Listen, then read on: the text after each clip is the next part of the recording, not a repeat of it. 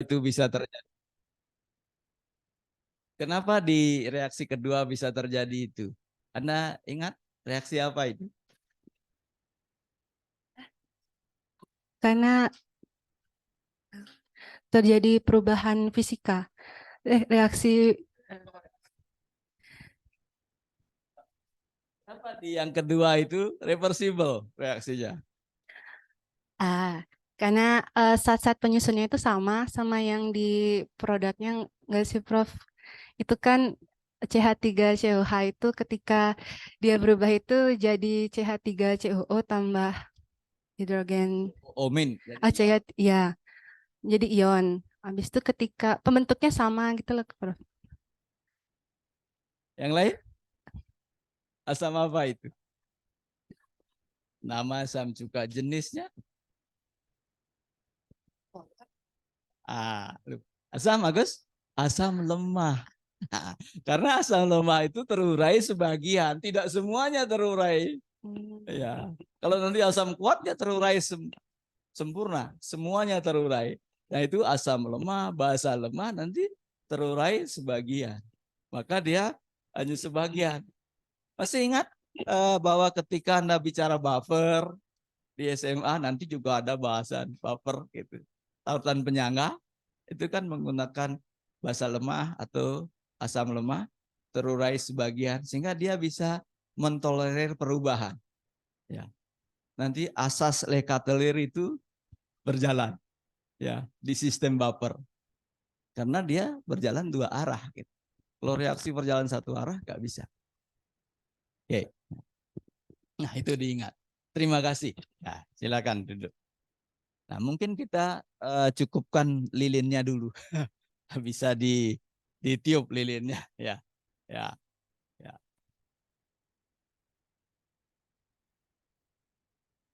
Oke. Nah, setelah kita ini, mari kita lanjutkan sedikit dulu. Kita masuk sekarang ke berikutnya.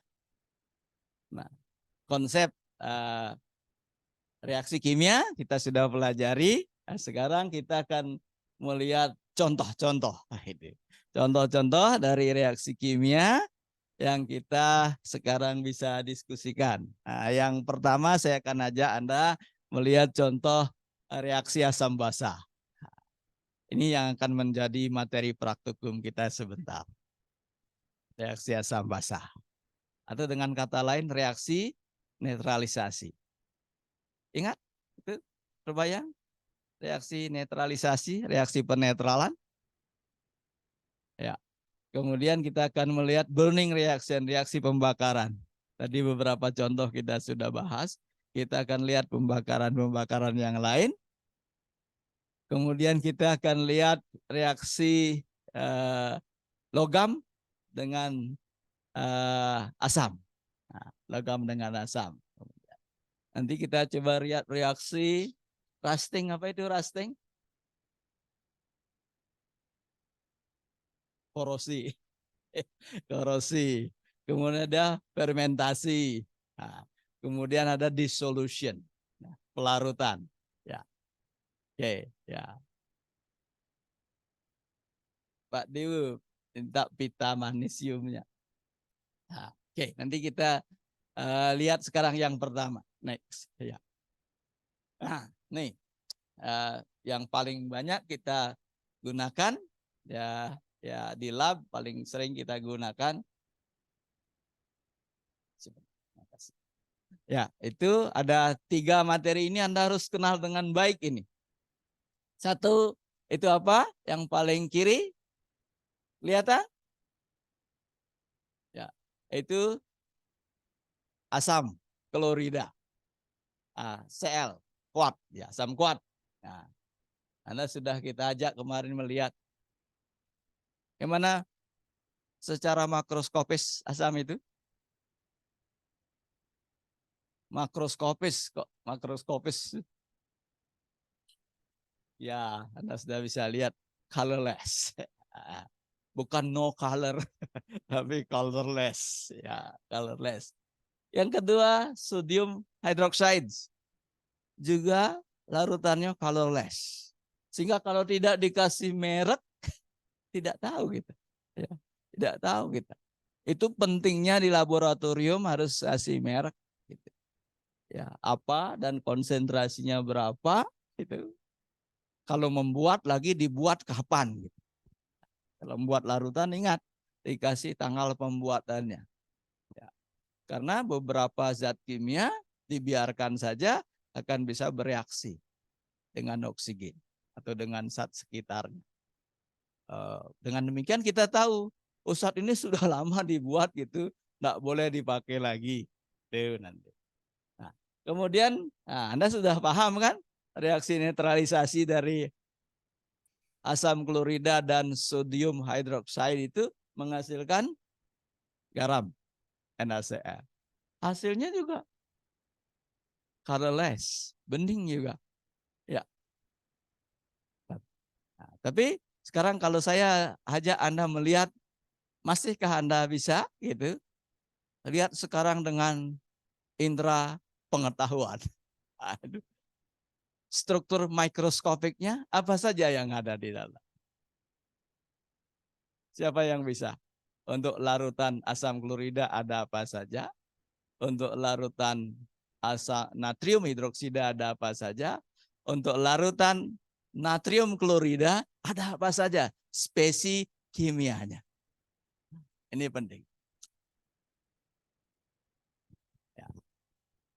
Yakin Anda sudah paham? Ya.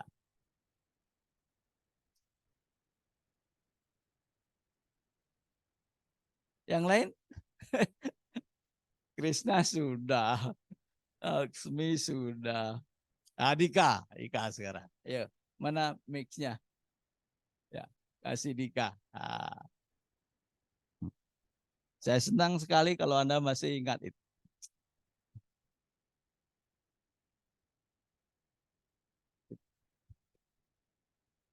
Yang paling atas ya.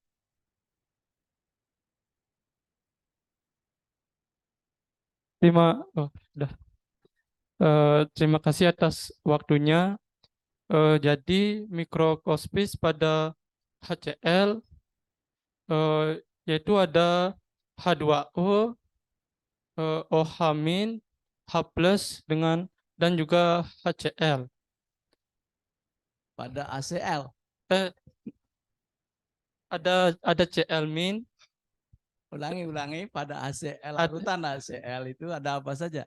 Ada H2O, ada OH-, ada H+, and Cl-. Dari mana OH-nya? OH- dari H2O-nya. Yang dari air. Kan H2O itu menghasilkan OH- dan H+. Nanti kalau A plusnya banyak, Berarti akan bersifat asam. setiap OH- akan dinetralisasi. Oh iya, setiap OH- akan dinetralisasi oleh H+. Sehingga yang ada Yang ada berarti ada H2O dan Cl-. H plusnya di mana? H+ juga ada. H plus akan gabung dengan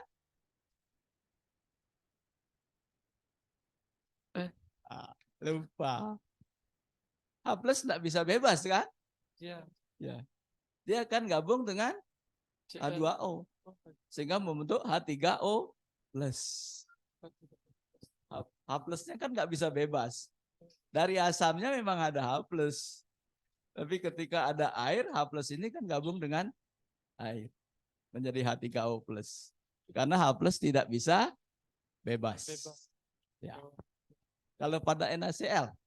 Pada NaCl terdapat H2O, OH-, H+,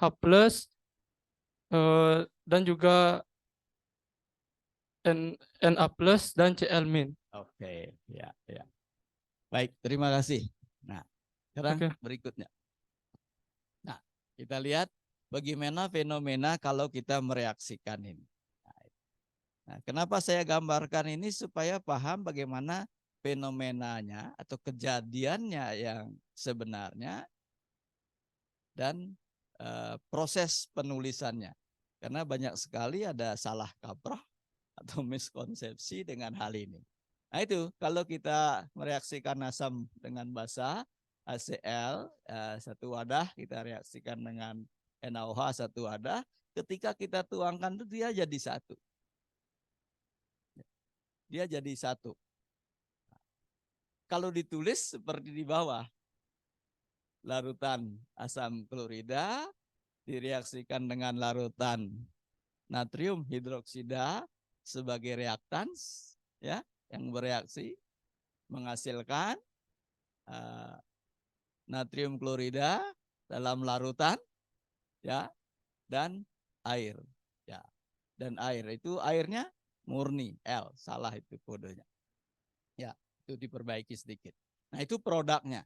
Nah, oleh karena itu ketika kita melihat sekarang di wadah itu yang tadi Dika sampaikan terakhir, itu ini proses ini tidak bisa kembali. Tidak bisa kita mencampurkan garam dan air untuk mendapatkan HCl dan NaOH, tidak bisa. Nah, ini yang harus dipahami makna dari reaksi tersebut. Nah, kemudian kalau kita melihat produk yang ada di dalamnya sekarang, yang sebagai produk itu di sana ada Na+, ada Cl-, ada molekul air, ada juga ion H+ dan OH-. Nah, ion H+-nya di sana digambarkan secara bebas. Tadi saya katakan H+ tidak pernah bebas. Nanti kalau dia dalam air, dia akan bereaksi dengan molekul air membentuk ion hidronium H3O+. Oke. Nah ini konsep reaksinya. Oke, Anda harus pahami itu. Apa yang kita tuliskan dalam bentuk persamaan reaksi yang ada di bawah itu sesungguhnya ada dalam satu wadah. Sehingga di wadah itu tidak ada kiri kanan. Maka mengomunikasikan reaksi sebaiknya jangan mengomunikasikan kiri kanan, tetapi kita komunikasikan apa ke arah reaktan atau ke arah produk.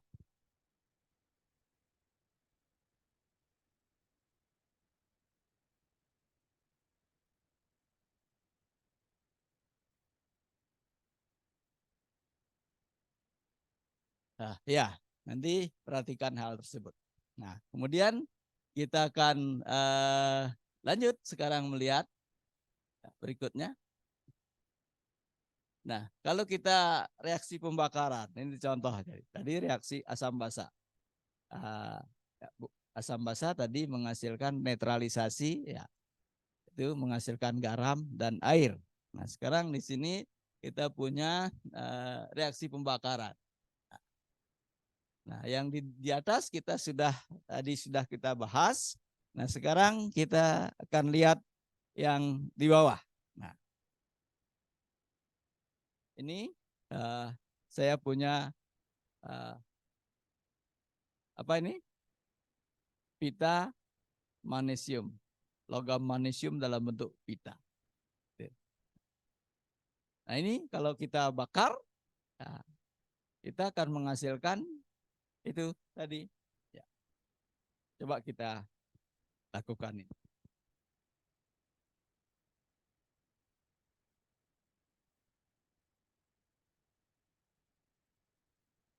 Ada yang mau mencoba?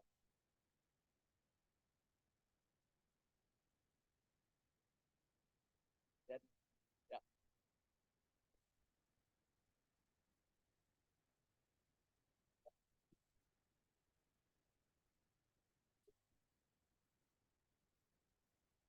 Apa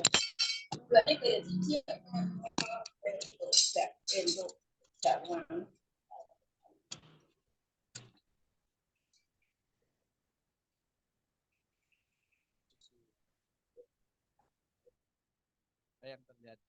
Di bawah ketinggian. Coba. Diamin aja.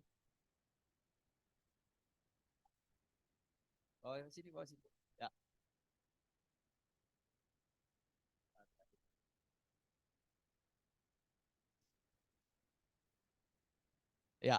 Nah, itu satu contoh. Biarin aja. Tutup. Nah, itu bagaimana pita magnesium itu kita bakar. Nah, sehingga tadi kita lihat reaksinya. Nah, itu yang di bawah, pita magnesium, Mg, dalam bentuk padat, kita bakar, reaksikan dengan oksigen, lalu kita mendapatkan magnesium oksida. Nah, ini juga termasuk reaksi pembakaran, reaksi dengan oksigen.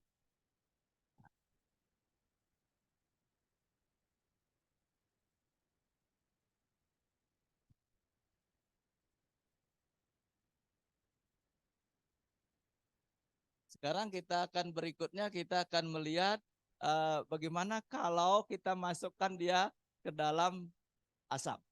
Pak Dewo, mohon disiapkan. Bagaimana kalau sepotong kecil dari pita magnesium itu dimasukkan ke dalam asam.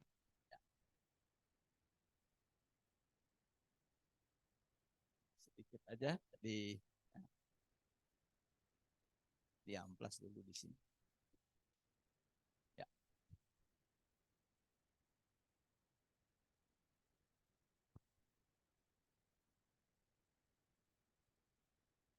Ya, bolak-balik sedikit aja supaya kenapa di amplas itu supaya oksidanya karena dia bereaksi ya hilang. Nah,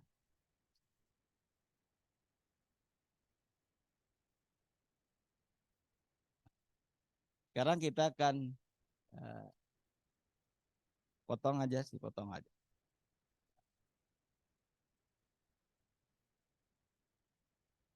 Coba kita pakai yang 2 molar saja.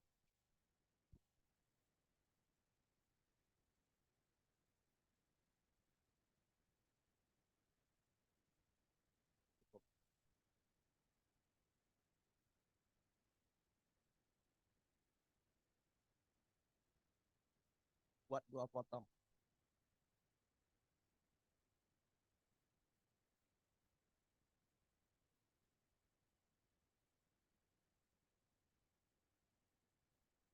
Ya, 2 potong saja. Nanti yang sama panjang, coba masukkan sekarang ke sana. Kita perhatikan. Masukkan masing-masing ke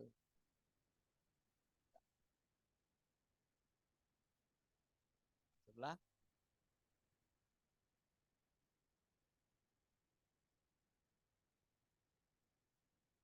Ada perbedaan kejadian? Gimana? Ya.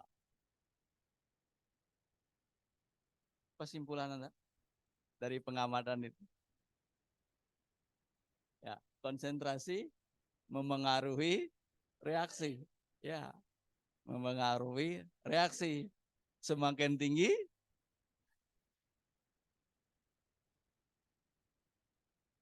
next. Ya, nah, ini sekarang perhatikan. Itu yang tadi kita lihat langsung. Nah, ini kita lihat reaksi dari logam magnesium. Itu kita reaksikan dengan asam klorida. Hasilnya sekarang bukan CO2 loh. Ya. Ya. Nah, dari mana kita bisa melihat hasilnya apa gitu?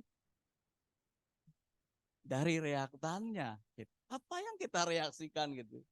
Jadi tidak mungkin hal yang kita tidak reaksikan tiba-tiba muncul, nggak mungkin gitu.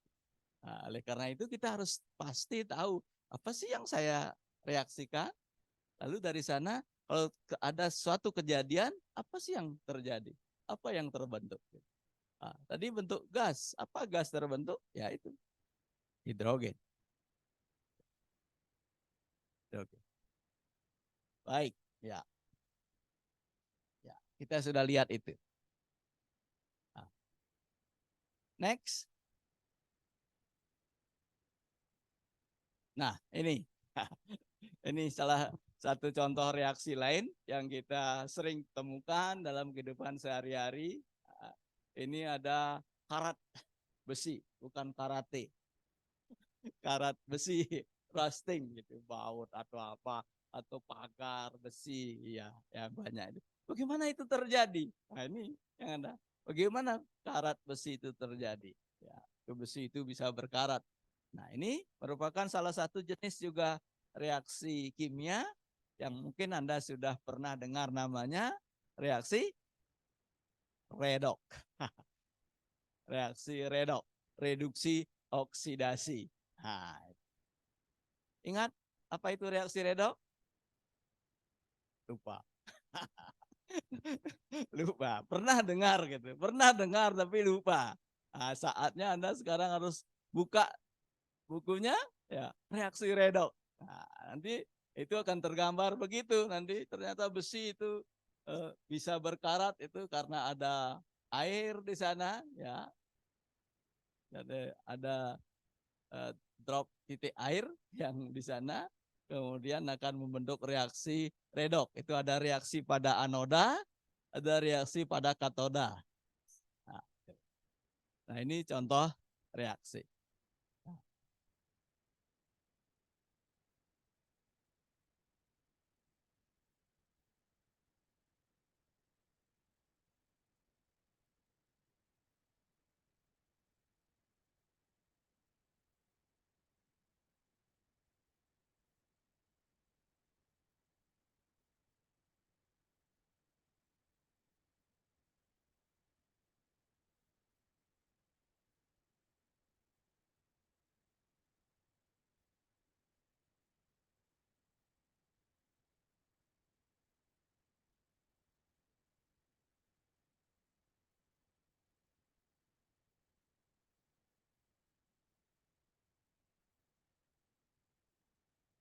Nah, sudah ini ya, sekedar gambaran. Oh, ini ada reaksi ini. Ini reaksi redok berlangsung di sini. Nah, satu lagi kita lihat. Ah, fermentasi. Ya, yang paling sering dilakukan itu, membuat tape. Ya, terutama kalau hari raya Galungan atau Kuningan. Tapi tape yang dibuat bukan dari singkong. Biasanya tape dibuat dari ketan ya, atau injin ya, atau beras beras hitam ya, ketan hitam ya. Nah, itu melalui fermentasi. Nah, itu fermentasi itu bertahap loh reaksinya. Ya, bertahap reaksinya. Nanti Anda bisa cari dari amilopati dengan enzim tertentu jadi ini, kemudian ini bantuan enzim jadi glukosa. Nanti setelah glukosa baru diragi itu baru menghasilkan itu alkohol. Ya, alkohol. Nah, kalau yang suka makan tape itu mau tidak mau mengkonsumsi alkohol, apalagi suka durian. Di sana ada alkohol. Ini itu reaksi. Ya, ya. Berikutnya, oke, balik dulu. Balik. Ya. Nah, baik. Itu beberapa contoh reaksi kimia atau perubahan kimia yang kita temukan dalam kehidupan sehari-hari. Nah, yang mana kita lihat dalam setiap peristiwa tersebut itu reaktan itu berubah menjadi zat baru. Zat baru. Itu memang menjadi karakteristik dari reaksi kimia. Baik, sampai di sini ada pertanyaan sebelum kita masuk ke hal yang terakhir kita mau diskusikan, yaitu dissolution, pelarutan.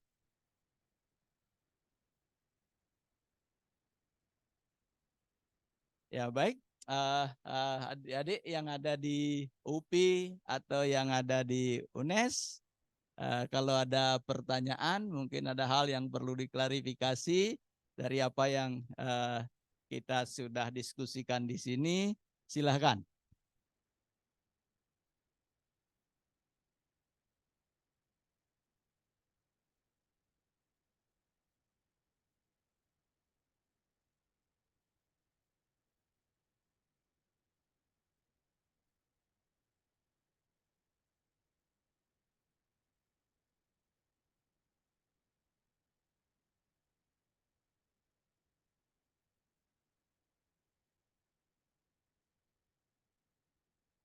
Bagaimana? Ada hal yang perlu klarifikasi? Tidak ada. Di sini ada? Udah jelas? Kita bicara reaksi kimia dan tadi contoh-contoh itu aja. Jadi kita akan bisa melihat contoh lebih banyak.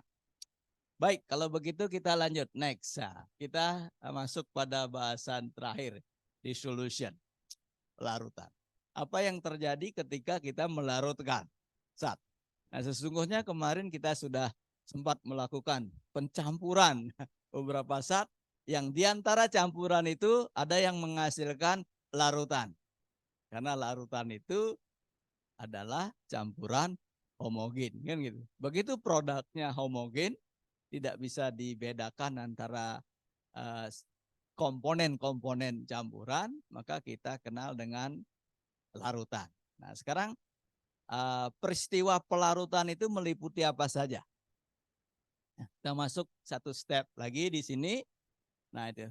What will happen when sodium chloride is dissolved in water? Nah, ini udah kita bahas kan? Dan kita sudah peragakan apa yang terjadi ketika itu kita masukkan. Nah, itu NaCl terdistribusi. Ya. Ion-ion NaCl yang tadinya terikat dalam bentuk kristal itu terdistribusi menjadi ion-ion bebas. Nah, yang mana masing-masing ion itu dikelilingi oleh molekul-molekul air. Nah, itu gambarannya seperti itu.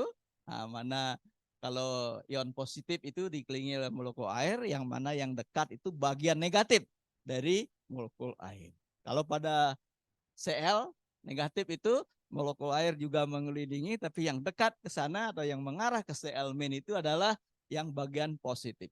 Nah, karena ingat air itu polar. Oke. Nah, ini peristiwa ini namanya solvasi. Ya, solvasi. Ya. Dia larut, ya, dia hanya terdistribusi di dalam larutannya. Ya, dikelilingi oleh pelarut-pelarut. Nah, sekarang apa yang terjadi kalau HCl, asam kuat, kita larutkan dalam air? Apa yang terjadi? Gitu. Nah, ini akan bereaksi. HCl akan bereaksi dengan air, ya, akan menghasilkan less concentrated acids solution. Kalau kita tambah air, konsentrasinya menjadi lebih kecil, less concentrated. Nah, ada penurunan konsentrasi. Nah, ini namanya kalau kita mencampurkan dengan air, ini mengencerkan. Ya, kita mengencerkan. Nah, tadi kita di sana ada menggunakan 1 molar, 2 molar, gitu. Mana lebih encer? 1 molar. Ya, mol itu mol per liter kan?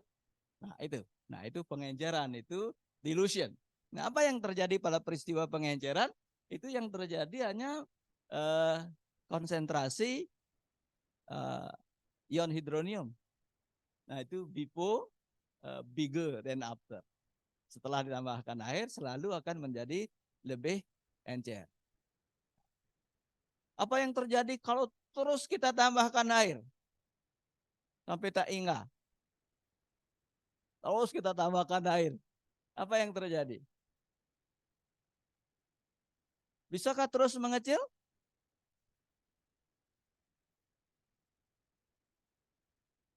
Gimana?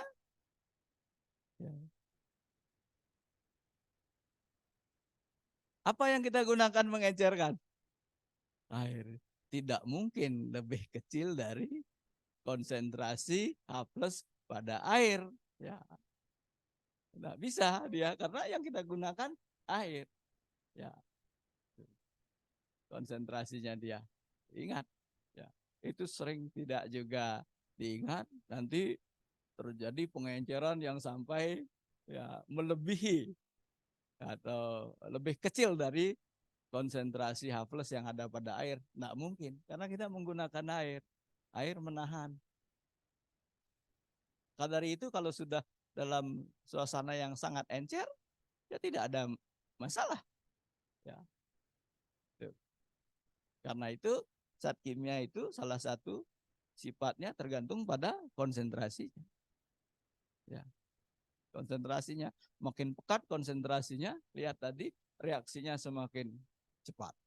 Nah, itu. Nah, itu ada dua peristiwa di pelarutan itu, ada solvasi, ada dilution.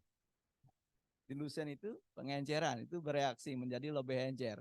Kalau solvasi dia hanya dikelilingi. Ya. Apa juga yang terjadi kalau di solvasi itu ditambah air? Hanya lebih encer. Lebih encer kan. Kalau di rumah kan bikin sayur asin, tambahkan air lagi kan. Ya. Ya. Nah, itu lebih encer, mengurangi asinnya. Ya, berikutnya. Nah, ini solvasi. Ya, tadi kita udah lihat. Di interaksi antara pelarut ya, dengan zat terlarut. Dissolved solid. Ya. Ini kenapa bisa terjadi? Itu karena kepolaran. Kepolaran pelarut. Air bersifat polar kan? Nah, kepolaran pelarut itu ya yang menyebabkan NaCl terdistribusi seperti itu tadi. Ya. Nah, NaCl termasuk adalah garam yang sempurna larut. Nanti ada juga garam yang larut sebagian. Jangan lupa. Ingat KSP. Ya. Konstanta kesetimbangan. Ya, kalau ada garam yang tersusun dari basa lemah, ya, asam lemah gitu kan, nanti kan tidak sempurna terurai. Sehingga batas penguraiannya itu tergantung pada hasil kali kelarutannya, hasil kali kelarutan ion KSP. Ya, KSP-nya dibandingkan hasil kali kelarutan ionnya, baru kita tahu seberapa dia bisa larut.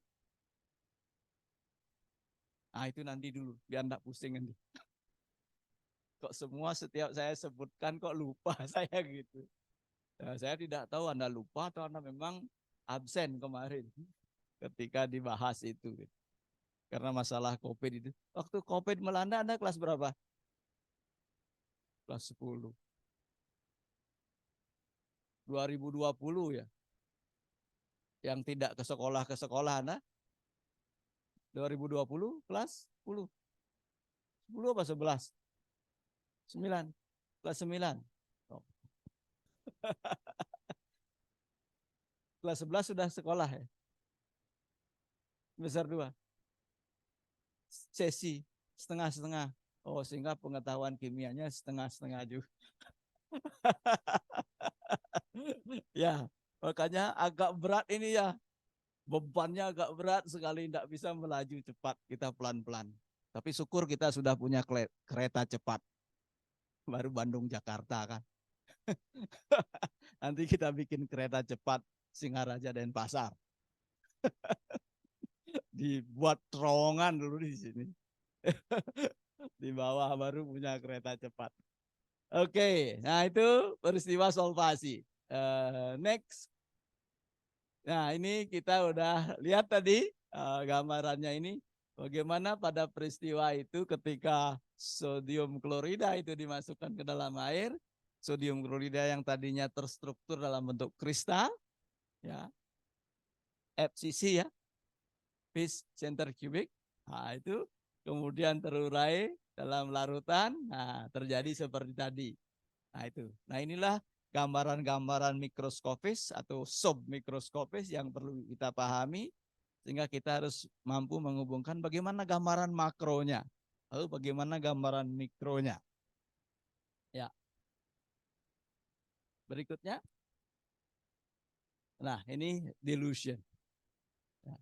Sudah pernah melakukan ini? Pengenceran? Nah, tadi sudah keluar alat ini. Ada yang tahu apa ini namanya?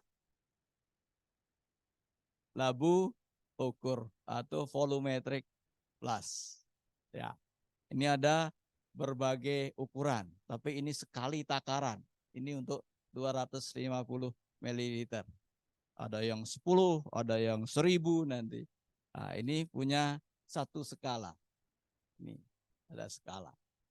Nah, di bagian yang kecil ada skala. Sehingga ini lebih akurat ini. Ya, dibandingkan dengan silinder ukur itu.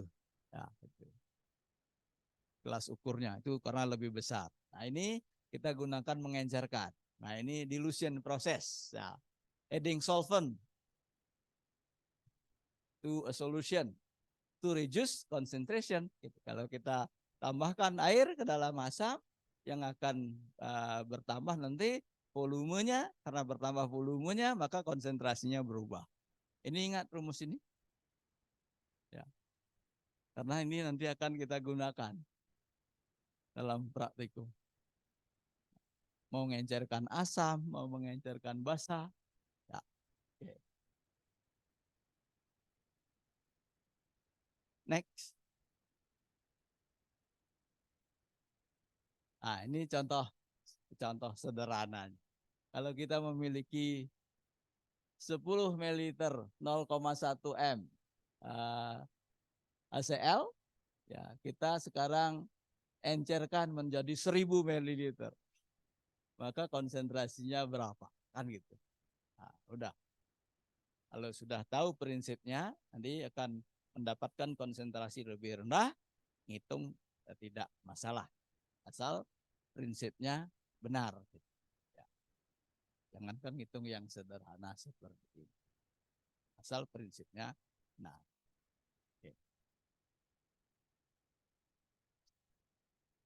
Oke, next. Nah, sebelum ini balik. Nah, sekarang sampai di sini ada pertanyaan? Nah, kalau tidak, sekarang saya inginkan Anda berpasang-pasangan, cari pasangannya. Nah, siapa saja bebas, tidak perlu kelompok untuk diskusi. Sudah dapat pasangan, pegang. Yang belum dapat pasangan, cari.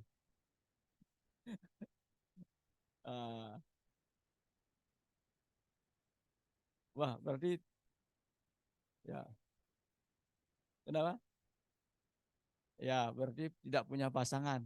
Jenani tidak punya pasangan. Ya, kan memang belum punya ya. Ya, tidak apa-apa. Nanti Jenani kumpul bertiga yang terdekat sama Mira. Ya, sekarang next. Nah, ini untuk to be discussed.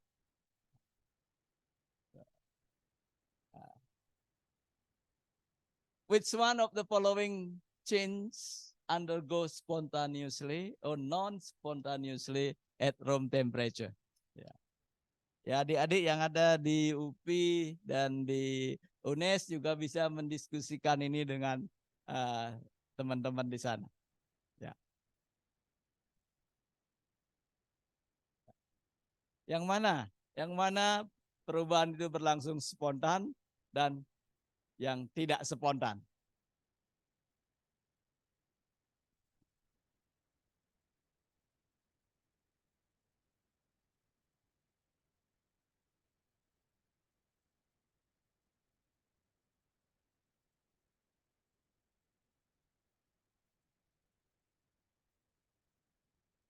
Ada yang sudah bisa menjawab? Ambil mic. Kalau yang sudah bisa menjawab, ambil mic. Coba diberikan komentar. Yang mana berlangsung spontan, yang mana tidak spontan, dan berikan alasan.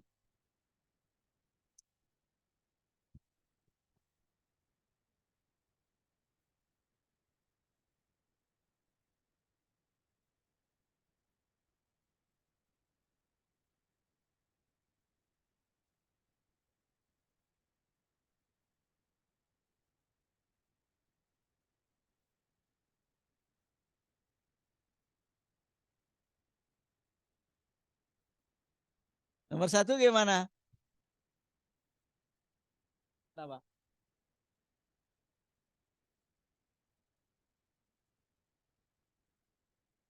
Kalau saya taruh es di atas meja atau di dalam gelas pada suhu kamar, otomatis ya, itu spontan kejadiannya. Betul? Ya, tanpa treatment apa-apa kan? Ya, kalau udah lama kembali nanti hilang esnya, jadi air. Oke. Nah, nomor 2, air dari cair ke gas. Ya, kalau dalam suhu kamar kita naruh air, tetap yakin menguap. Ya, ya.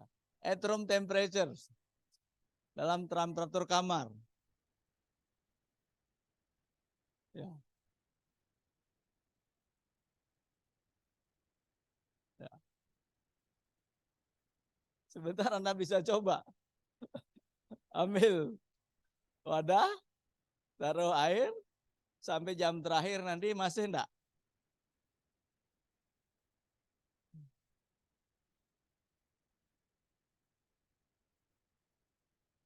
Kalau dia masih persis, berarti dia ya spontan. Tapi kalau dia berkurang, kita enggak perlu bertengkar tentang perilaku zat, perilaku alam. Tinggal kita coba. Naruh air di atas piring di rumah, besok masih airnya, yakin? Ya, iya.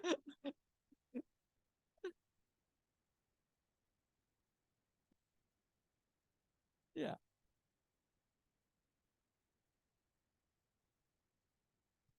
Nah, terus kalau sekarang itu gas cair.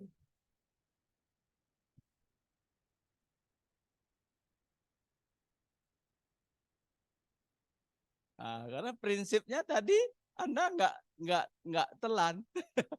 Prinsipnya nggak telan ketika saya bercerita tentang perubahan gunung.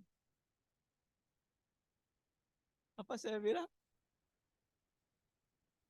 Ya, semua perubahan akan menuju ke energi rendah. Energi rendah itu entropinya, kebebasannya gimana? Semua gerakan itu termasuk Anda itu kan menuju ke yang bebas kan, ke yang sebebas-bebasnya. Tidak ada orang yang mau terikat. Semua ingin bebas. Energi terendah. Nah, kalau perubahan itu menuju ke entropi lebih besar, ya, kekacauan lebih besar, pasti spontan terjadi. Nah, kalau untuk membuat Anda disiplin, perlu energi luar, perlu treatment. Itu tidak otomatis terjadi. Gitu. Ya. Kalau perubahan-perubahan menuju derajat keteraturan yang semakin kacau, spontan. Kalau perubahan-perubahan yang menuju lebih teratur, tidak spontan. Dari gas ke cair, makin teratur atau makin tidak teratur? Gas ke cair. Makin teratur. Mana lebih teratur? Cair apa gas? Cair. Kalau gas kan liar dia. Nah, kalau mau yang liar ini teraturkan harus ada treatment. Ya, tidak spontan. Harus ada kondisi pendinginan, ya, baru dia bisa cair. Kalau saat cair ini jadi gas, tidak perlu kondisi sudah dia bisa. Tapi kalau dikondisikan lebih cepat lagi. Tapi tidak dikondisikan sudah dia menguap. Pelan-pelan tapi. Ya. Nah, kuncinya itu. Dia menuju kemana? Ke makin tidak teratur, ke makin teratur. Kalau semakin tidak teratur, spontan. Maka perbuatan-perbuatan yang menuju ketidakteraturan, spontan jadinya, kejadiannya. Kalau suruh baris berbaris saja supaya teratur, Anda kan perlu energi, perlu latihan berminggu-minggu gitu. Karena untuk membuat teratur itu perlu perlakuan. Oke, sederhana kan? Tapi kalau itu tidak di digest, tidak dicerna, dikasih kasus segini aja, sederhana, Anda bingung nanti. Yang paling bawah, cair ke padat, enggak mungkin. Ya, karena ini lebih teratur kan tadi. Ya, lebih teratur dia. Ya, di kristalnya, di es itu lebih teratur dia. Ya, itu perlu kondisi tertentu. Kalau enggak dikondisikan ke 0 derajat, mana bisa? Ya.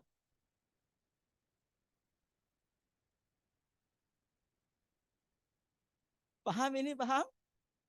Agar jangan nanti mencatat kunci jawabannya saya, tapi tidak paham. Oke, kalau sudah paham, next. Exercise kedua.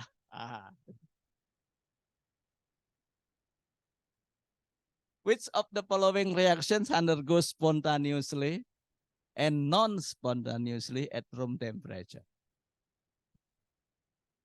Yang tadi hanya perubahan fisik kan? Nah ini reaksi. Ini reaksi. Mana berlangsung spontan, mana tidak spontan.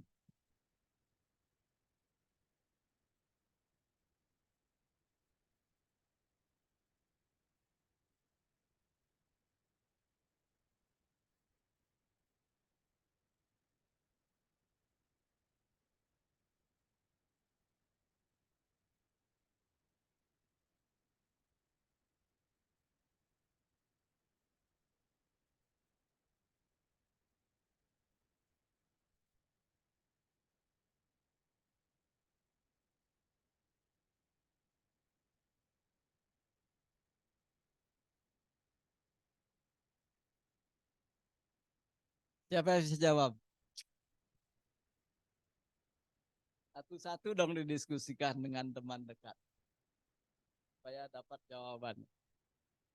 Nomor satu gimana?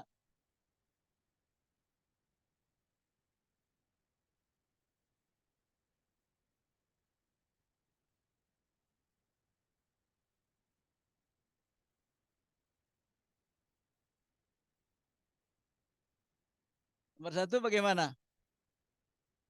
Kalau saya buka gas LPG saya di rumah, kan bersentuhan dengan oksigen. Terbakar enggak?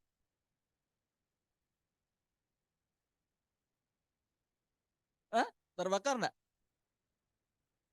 Hah?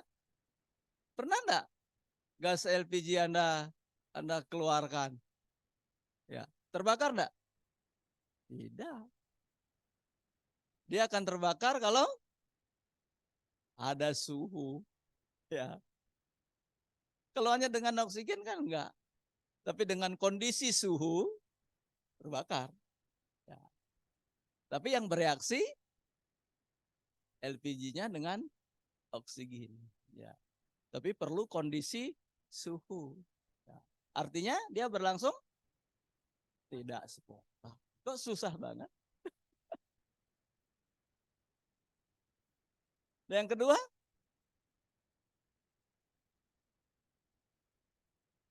kedua, spontan. Karena makin tidak teratur dia. Kristalnya yang teratur, NaCl itu kalau masuk ke air kan makin tidak teratur dia. Spontan. Tiga,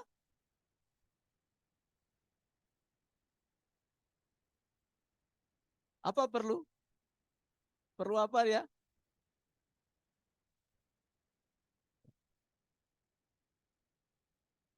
Ya, perlu katalis, perlu enzim dari ragi kan untuk menghasilkan etanol. Enggak bisa langsung. Kalau bisa langsung kan gampang ya.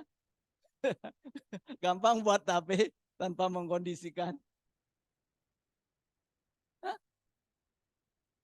Ya, jangan. Terakhir, tadi kita lakukan, ya, masukkan logam ke dalam larutan asam klorida. Ya.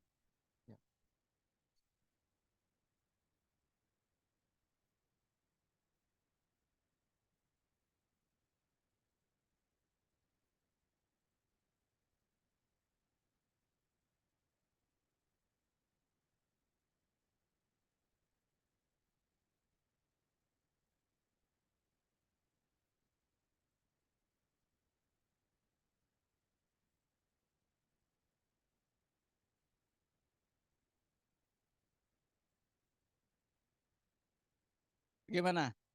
Sampai exercise kedua.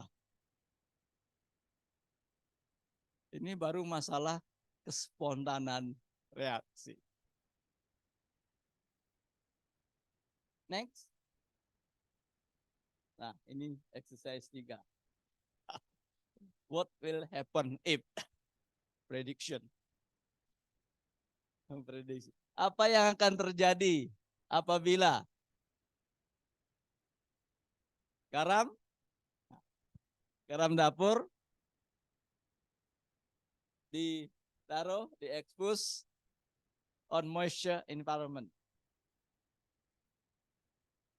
Ya. Jadi lingkungan yang moisture, yang lembab. Kita taruh garam dapur. Apa yang terjadi? Pernah taruh garam dapur di lingkungan yang lembab?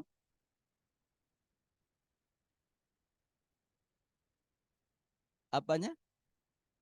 Garamnya berair. Diserap airnya kan? Ya, diserap airnya oleh garam itu. Garamnya ya jadi cair karena dia menyerap air di sekitarnya. A glass of ice cube is put on the table. Cair. Iron nails is immersed in the water for a period of time. Paku kita masukkan dalam air dalam dalam periode waktu tertentu. Sekarang yakin? Apa pernah? Apa enggak? Apa mengayal? Apa pernah melihat? Ya, kalau pernah melihat yakin. Nah, kalau sekarang paku itu dimasukkan ke dalam minyak, pernah? Oh, kalau belum pernah jangan menghayal. Lakukan nanti gitu. Lakukan, bandingkan, jangan paku baja, paku besi ya. Di rumah Anda bisa lakukan dengan wadah bebas, apa bekas aqua gitu. Yang satunya masukkan paku dalam air, yang satunya minyak. Anda boleh variasi minyak. Bisa minyak kelapa, coconut oils, bisa minyak tanah. Masih ada minyak tanah sekarang?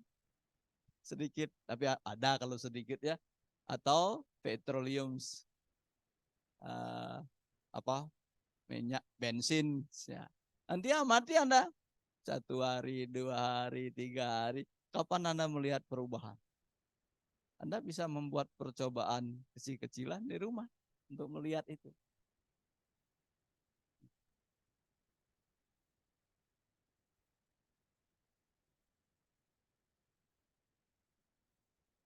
Nah, berikutnya, next. Nah, ini exercise terakhir. Which of the following reaction undergo in one direction or in two directions? Diskusikan satu-satu. Yang mana menurut Anda dengan pasangan Anda?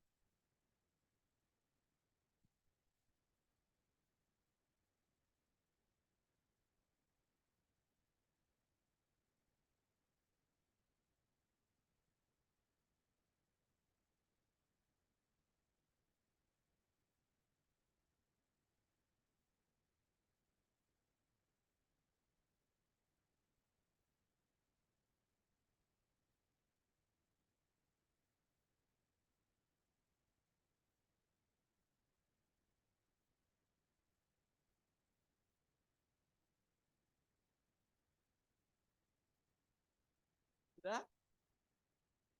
Nomor 1 bagaimana? Number 1? Gimana, Angel? Udah diskusi belum? Apa hasilnya? One Direction. Kenapa? Atau apa peristiwa yang terjadi? Pengenceran. Oke. Delusion. Ya, hanya peristiwa pengenceran. Dan terjadi satu arah. Tidak ada peristiwa pemekatan. Jawab pengenceran. Nomor 2?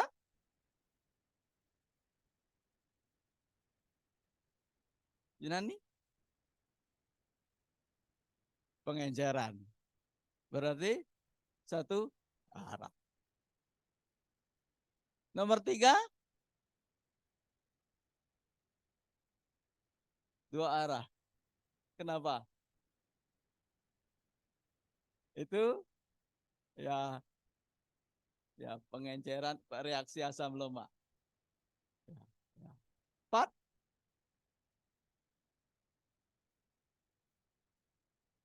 apa? Ya, 2 arah. Karena dia basa lemak kan? Ya. Nah, kalau paham prinsipnya gampang. Kalau enggak ya susah juga gitu.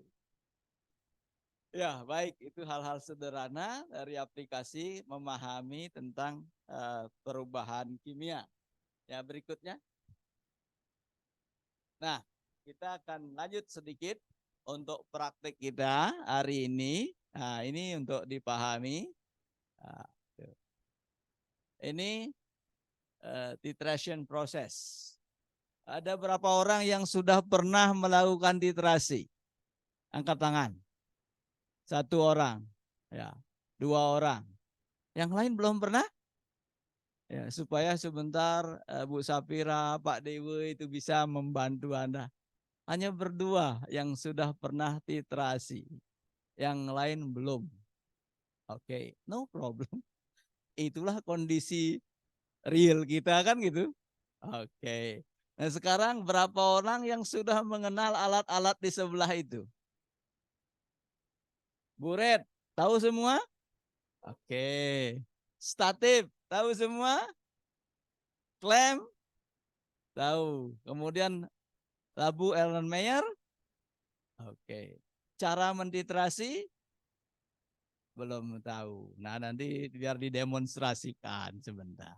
Nah, sebelum mentitrasi, bagi yang belum pernah, itu mohon memperhatikan demonstrasi nanti.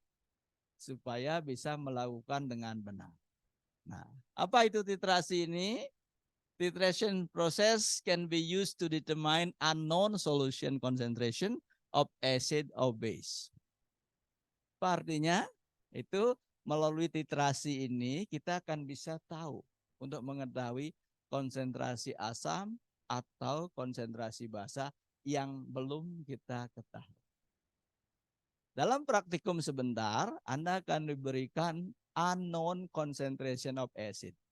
Jadi Anda diberikan asam yang konsentrasinya tidak dikasih tahu.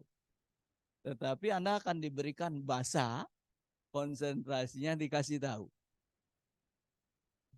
Lalu Anda mentitrasi untuk menemukan berapa konsentrasi asam yang diberikan. Ini sudah sekarang mulai tidak boleh melakukan praktikum seperti kemarin-kemarin. Harus betul-betul terkontrol. Karena kalau tidak, Anda tidak akan mendapatkan berapa sebenarnya konsentrasi yang diberikan itu. Ya.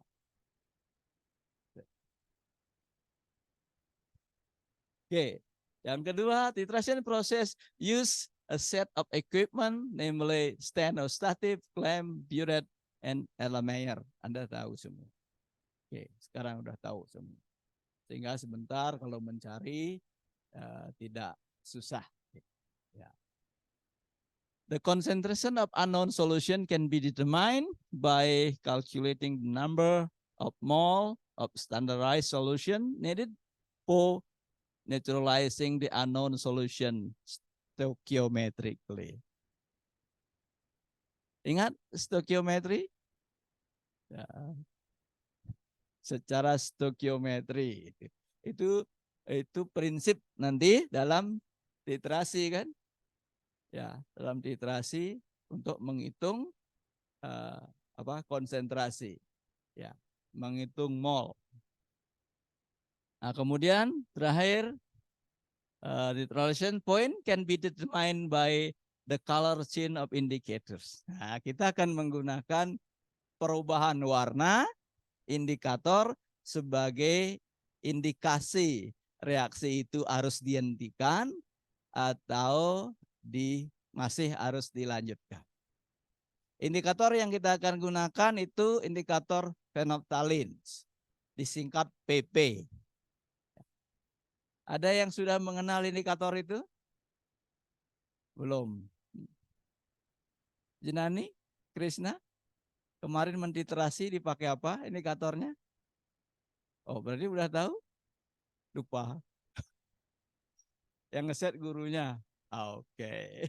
Ya, ini bentar. Ya. Nanti pakai indikator. Indikator tersebut memberikan warna merah pada suasana basah, ya, dan tidak berwarna pada suasana asam. Nah, itu. Supaya tahu nanti Anda. Berwarna merah atau ungu yang sudah stabil pada suasana basah, ya, dan tidak berwarna pada suasana asam. Nah, nanti itu proses titrasi. Nah, berikutnya. Nah, ini nanti yang Anda akan kerjakan. Examining acid solution concentration. Please design and conduct experiment to determine the concentration of the following hydrochloric acid solutions by titrating each solution with the given sodium hydroxide solution concentration. Akan diberikan 3 unknown solution, A, B, and C. Nah, melalui proses titrasinya, Anda harus menemukan berapa konsentrasi A, berapa B, berapa C. Nah, itu alat yang digunakan. Sudah, nanti standardized solution itu ya akan ditaruh di atas sebagai titran, ditaruh di buret. Nah, kemudian sampelnya akan ditaruh di elemen. Nanti ditambahkan indikator. Tetapi karena indikatornya tidak berwarna di suasana asam, walaupun Anda sudah tambah indikator, tidak akan kelihatan. Dan dia akan muncul warna merah atau ungu kalau sudah ekivalen bahasanya. Nanti sampai konstan. Ya, kalau masih hilang warnanya, lagi dikocok. Sebentar didemokan. Sebelum bekerja nanti didemokan. Nah, ini. Nah, prinsipnya seperti itu. Jelas dulu?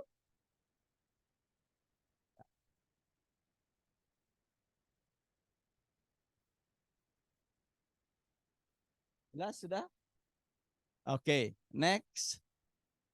Nah, ini yang sekarang Anda harus buat dulu. Nah, eksperimen procedure.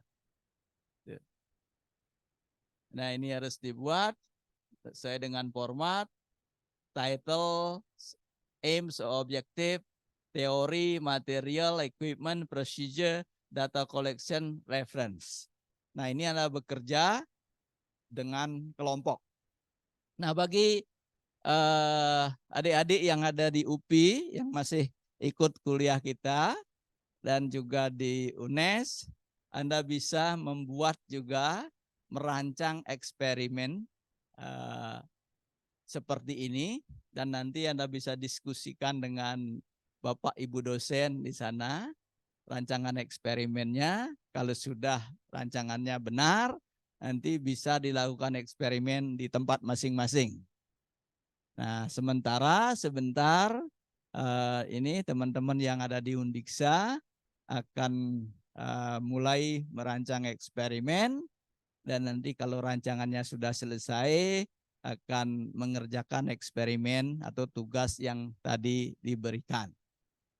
Nah, perkuliahan secara langsung hari ini akan sampai di sana dulu, dan akan dilanjutkan dengan persiapan eksperimen.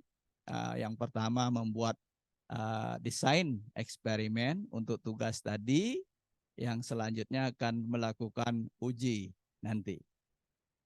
Oleh karena itu, kalau ada hal-hal yang perlu diklarifikasi dari tugas ini sebelum diakhiri, kepada teman-teman adik-adik dari UPI dan juga dari UNES, saya silahkan kalau ada yang mau diklarifikasi atau ditanyakan, silahkan.